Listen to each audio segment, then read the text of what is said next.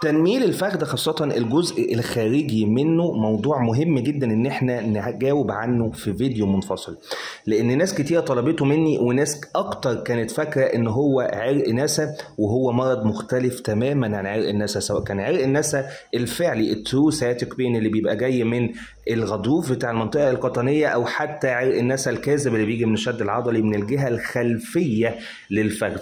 انما احنا هنا بنتكلم عن الجزء الخارجي الامامي للفخذ اللي بيكون ليه مسار عصب تاني خالص غير مسار عرق النسا اللي هو الفيمورال نيرف. زي ما حضراتكم شايفين في الفيديو كده، اشهر اسبابه ومن اشهر اسبابه هو ارتداء البناطيل الضيقه، من اشهر اسباب المرض ده، والعيان فيها بيكون بيحس فيها بوجع شديد جدا جدا جدا زي ما احنا هنشوف قدام.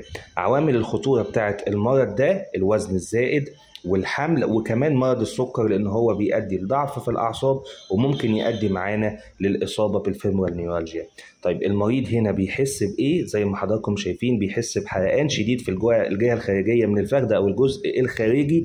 وهنا لو حسيت بالاعراض اللي موجوده قدامك لازم تروح تكشف عند طبيب المخ والاعصاب عشان نعرف نحدد الحاله بتاعتك.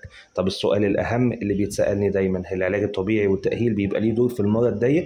ايوه، بالعلاج الطبيعي بيبقى دور مهم جدا، بل انه يعتبر الخط الاول للعلاج ان احنا نحرر العصب زي ما اتكلمنا قبل كده. عشان كده لازم تروح لدكتور العلاج الطبيعي بعد ما تروح تكشف عنده طبيب المخ والاعصاب، وتلتزم بالتمارين او بالعادات والنصائح اللي احنا كاتبينها في الفيديو ده، وتعمل التمارين دي. التمارين دي تمارين سهله وتمارين بسيطه جدا، لو حتى انت مش عارف تاخدها دلوقتي لان هي بسرعه شويه هسيبها لك في اخر الفيديو بمشيئه الرحمن عشان تعرف تاخدها سكرين شوت، او لو حابب توقف الفيديو وتاخدها سكرين شوت ما تقلقش، هي كده كده موجوده في اخر الفيديو.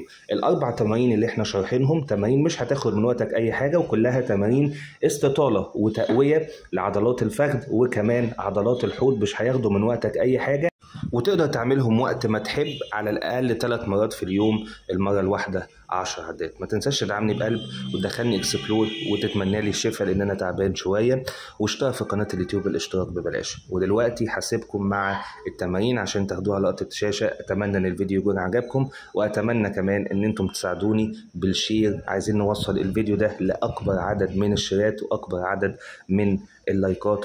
وخليك دايما فاكر ان صحتك هي اكبر نعمة ليك، فحافظ عليها، وافتكر دايما ان الوقاية افضل بكتير من العلاج، وده شعارنا دايما هنا في حكيم اعصاب.